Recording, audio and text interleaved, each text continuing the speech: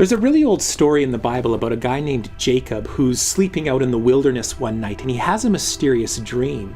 In his dream, he sees a staircase resting on earth with its top reaching up to heaven, and, so the story goes, he sees the angels of God ascending and descending on the staircase, and the Lord himself standing there above it.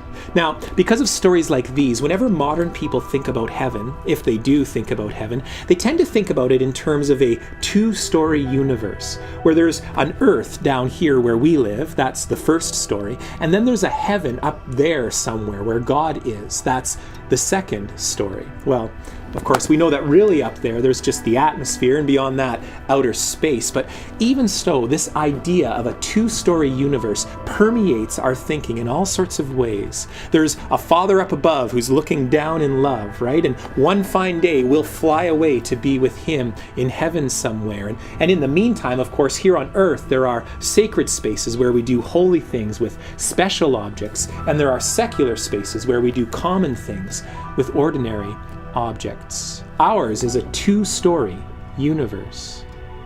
But although the Bible sometimes uses the language of up and down to help us visualize heaven and earth, when we look closely at stories like Jacob's ladder, we see that this isn't exactly the way the Bible conceives of the universe.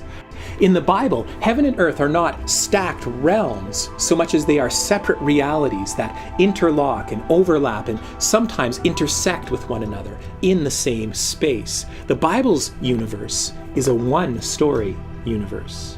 Well, we see this in the Jacob story itself. When Jacob wakes up, he says, "Surely the Lord is in this place, and I was not aware of it. Surely this place is the house of God."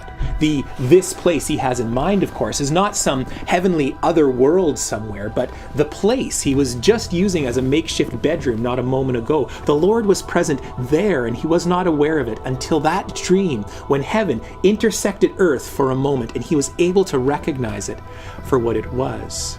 In another story, there's a prophet named Elisha who's in a standoff against the armies of the king. And when his servant starts to worry, Elisha prays that his eyes would be opened. And suddenly he sees the hills all around them filled up with chariots of fire. The heavenly reality that was always there but he couldn't see before was suddenly revealed to him in that moment.